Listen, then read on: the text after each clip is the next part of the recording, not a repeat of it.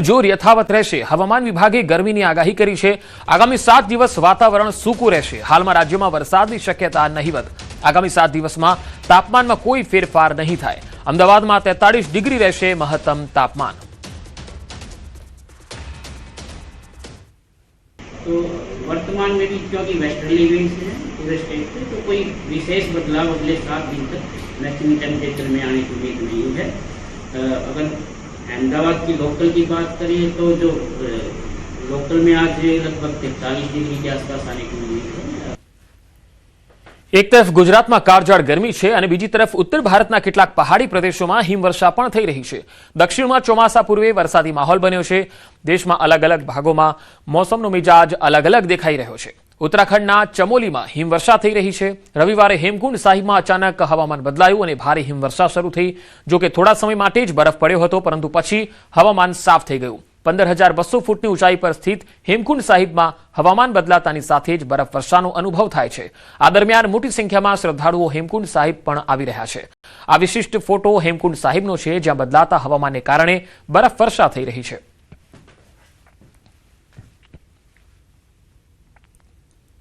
તો 3 અલગ અલગ તસવીરો આપણે બતાવી રહ્યા છે। ઉત્તરના પર્વતીય પ્રદેશોમાં તમે જોઈ શકો છો કે હિમવર્ષા થઈ રહી છે, બરફ પડી રહ્યો છે, કાતિલ ઠંડી છે અને વચ્ચેની તસવીર આપ જોઈ રહ્યા છો જ્યાં આકરી ગરમી, એટલે કે પશ્ચિમના જે રાજ્યો છે ત્યાં આકરી ગરમી પડી રહી છે, જેમાં ગુજરાત છે, મહારાષ્ટ્ર છે, મધ્યપ્રદેશ છે, રાજસ્થાન છે। આ તમામ જે રાજ્યો છે એમાં આકરી ગરમી છે। 40-44 થી લઈને 45 ડિગ્રીની આસપાસ લોકો ગરમીનો અનુભવ કરી રહ્યા છે।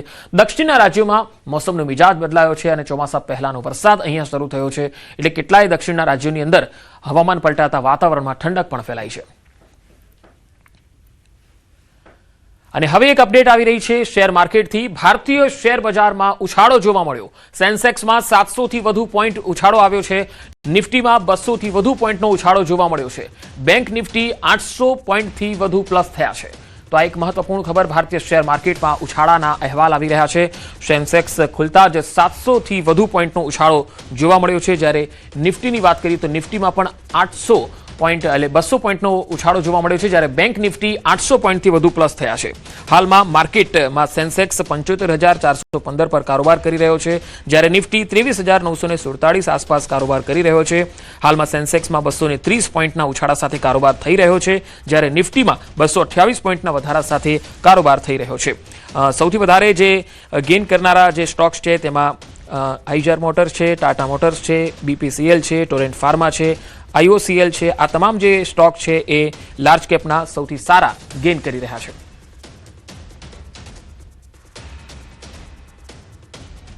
ગરમીમાં મિલ્કશેક પીતા હોય તો ચેતી જજો। અમદાવાદમાં વધુ એકવાર ગ્રાહકને કડવો અનુભવ થયો। છાસવાલામાંથી મંગાવેલ શેકમાંથી વંદો નીકળ્યો। પોલિટેકનિક 4 રસ્તા પાસેની છાસવાલા બ્રાન્ચના શેકમાં વંદો નીકળ્યો છે। આ દાવો થયો છે ગ્રાહક તરફથી।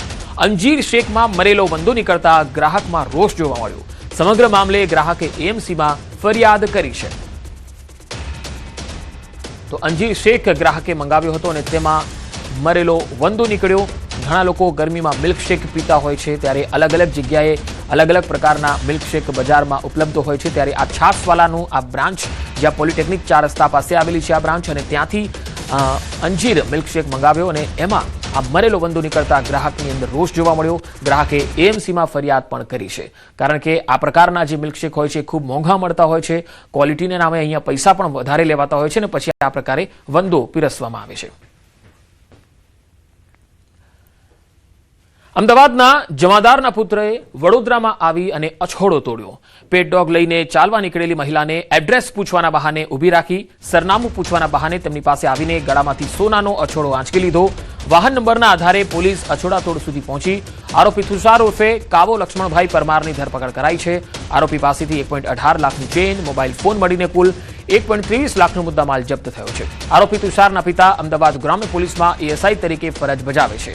વ્યાજના ચક્કરમાં ફસાયેલ તુષારે ગુનાખોરીનો રસ્તો અપનાવ્યો છે। તો પોલીસ જવાનનો આ પુત્ર ગુનાખોરીના રવાડે ચડી ગયો। પિતા એએસઆઈ છે અને આરોપીના પિતા અમદાવાદ ગ્રામ્યમાં એએસઆઈ તરીકે ફરજ બજાવે છે। વધુ માહિતી મેળવીએ સંવાદદાતા હાર્દિક દીક્ષિત મારી સાથે જોડાયા છે। હાર્દિક, પોલીસ જવાનનો પુત્ર અને એ અછોડા તોડ, આ સમજાતું નથી, આખી ઘટના શું છે?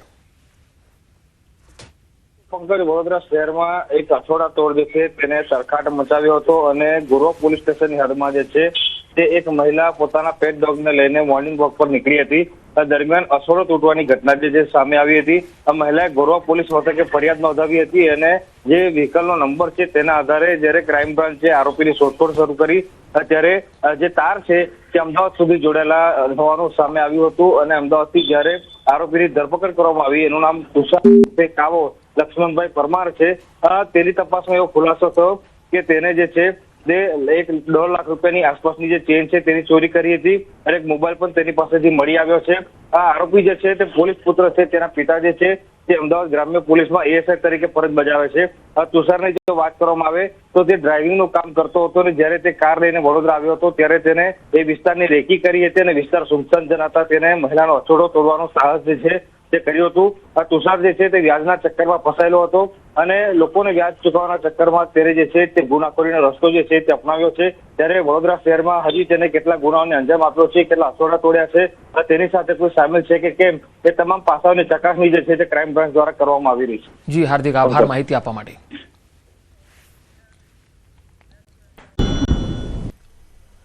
એક તરફ ઉત્તર અને મધ્ય ભારત ભીષણ ગરમીમાં શેકાઈ રહ્યું છે અને બીજી તરફ દક્ષિણ ભારતમાં ચોમાસાની ધમાકેદાર એન્ટ્રી થવાની તૈયારી છે.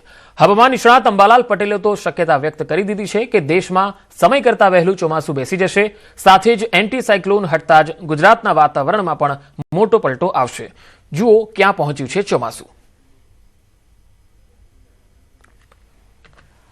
48 થી 72 કલાકમાં દેશમાં ચોમાસું દસ્તક દઈ શકે છે.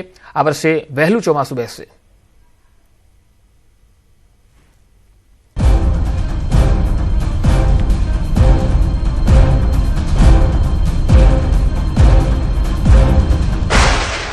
અરબી સમુદ્રમાં ચોમાસાની એન્ટ્રી. કેરળની ખૂબ જ નજીક પહોંચ્યું ચોમાસું. કોઈ પણ સમયે દેશમાં ચોમાસું દેશે દસ્તક. હાલમાં દેશ બે તીવ્ર હવામાન પરિસ્થિતિઓનો સામનો કરી રહ્યો છે. ઉત્તર અને મધ્ય ભાગો ભીષણ ગરમીમાં શેકાઈ રહ્યા છે, જ્યારે દક્ષિણ અને પૂર્વોત્તર ભારતમાં પ્રી મોન્સૂન અને ચોમાસાની પ્રગતિના કારણે તોફાની વરસાદ પડી રહ્યો છે. ગુજરાતમાં હાલ ગરમીનો માહોલ છે, પરંતુ દેશ અને ગુજરાતમાં હવે ચોમાસું આસપાસ છે.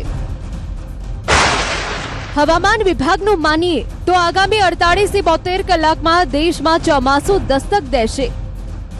साउथ वेस्ट मानसून अभी हमारा कुछ पार्ट में south east Arabian Sea, south west Arabian Sea और south east south west Bay of Bengal Andaman Sea तक आ गया है कुछ पार्ट्स में. उम्मीद है आगे बढ़ेगा 2-3 दिन में. ચોમાસું કેરળમ તરફ આગળ વધી રહ્યું છે અને બસ હવે થોડા કિલોમીટરનું અંતર કાપીને ચોમાસું પવનના સુસવાટા સાથે વાજતે ગાજતે દેશમાં એન્ટ્રી લેશે.